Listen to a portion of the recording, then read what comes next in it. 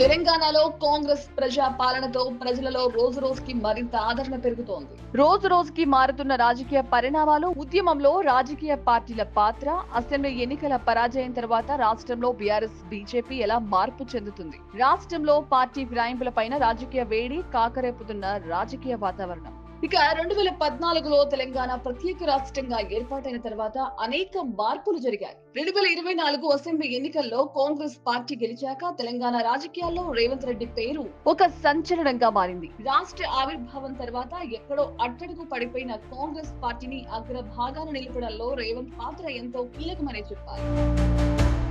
TPCC అధ్యక్షుడిగా రేవంత్ పగ్గాలు చేపట్టాక ఎంతో హుందాగా ఉంటూ బీఆర్ఎస్ ప్రభుత్వంపై పోరు సాగించారు. సీఎం కేసీఆర్ ను గద్దెదించి తీరుతామని శపథం చేసి మరీ చెప్పిన మాట నిలబెట్టుకున్నారు. ఇదే అసెంబ్లీ ఎన్నికల్లో కాంగ్రెస్ పార్టీకి అఖండ విజయాన్ని కట్టబెట్టింది. రాజకీయాల్లో అసాధ్యాలను ధిక్కరించి రేవంత్ రెడ్డి తెలంగాణ సీఎం అయ్యారు. పాలనాపరంగా హైదరాబాద్ నగరం చుట్టుపక్కల వారి ప్రాంతాలను ఆక్రమణ చెర నుంచి విముక్తి చేయడానికి సీఎం రేవంత్ ఉక్కు సంకల్పంతో ముందుకెళ్తున్నారు. అటు రాష్ట్రంలో ఎక్కడ అక్రమాలు జరిగినా సహించేది లేదంటూ హెచ్చరికలు జారీ చేస్తున్నారు. గడువులోగా రైతులు రుణమాఫీ చేసి శభాష్ అనిపించుకుంటున్నారు. ఇదొక్కటే కాదు, కల్తీ ఆహారంపై కూడా దృష్టి పెట్టడంతో కల్తీని నిరోధించడానికి టాస్క్ ఫోర్స్ ఏర్పాటు చేసి శాంతి భద్రతలను పరిరక్షిస్తూ పాలనలో దూసుకుపోతున్నారు. గత అసెంబ్లీ ఎన్నికల తర్వాత నుంచి వరుసగా ప్రభావాన్ని కోల్పోతున్న బీఆర్ఎస్ పార్టీ తాజా పరిస్థితిపై రాష్ట్ర వ్యాప్తంగా చర్చ జరుగుతోంది. స్పీకర్ లోతు కష్టాల్లో బీఆర్ఎస్ పార్టీ ఉందని, పార్టీ మళ్లీ కోలుకోవడం కష్టమేనన్న చర్చ కూడా రాష్ట్ర వ్యాప్తంగా ఆసక్తికరంగా మారింది.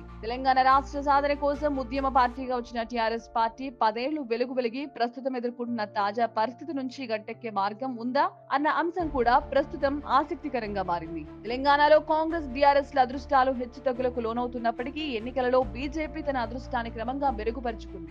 ఇదే అంశంలో ఇతర పార్టీల లోపాలు కూడా బీజేపీ ఎదుగుదలకు తోడయ్యాయి. ఇదే క్రమంలో 2024 లోక్సభ ఎన్నికల్లో ఆశ్చర్యకరమైన ఫలితాలను అందించిన లోక్సభ స్థానాలలో మొత్తం 17 స్థానాలకు గాను 8 స్థానాల్లో బీజేపీ విజయ ఢంకా మోగించింది. 2019 ఎన్నికల్లో గెలిచిన 4 సీట్లతో పోలిస్తే రెట్టింపైంది. దీంతో రాష్ట్రంలో బీజేపీ క్యాడర్ కొంత బలపడిందని చెప్పొచ్చు. తెలంగాణలో జంపింగ్ జపాంగ్ పాలిటిక్స్ జట్టు స్పీడ్ గా సాగుతున్నాయి. ఇప్పటికే పలువురు బీఆర్ఎస్ ఎమ్మెల్యేలు కాంగ్రెస్ లో చేరగా మరికొందరు ఎమ్మెల్యేలు తమతో టచ్ లో ఉన్నారని ఆ పార్టీ నేతలు చెబుతున్నారు. త్వరలో బీఆర్ఎస్ ఎల్పీ కాంగ్రెస్ లో విలీనమవుతుందని పలువురు మంత్రులు, నేతలు ప్రకటిస్తున్నారు. దీంతో ఆయా పార్టీల మధ్య మాటల తూటాలు పేలుతున్నాయి. ఓవైపు కాంగ్రెస్ పై బీఆర్ఎస్ మండిపడుతూనే తమకేం నష్టం లేదంటూ చెప్తోంది. బీజేపీ మాత్రం ఈ అంశం మరోలా రియాక్ట్ అయ్యి కాంగ్రెస్ కు బీఆర్ఎస్ గతే పడుతుందంటూ విమర్శలు చేస్తోంది.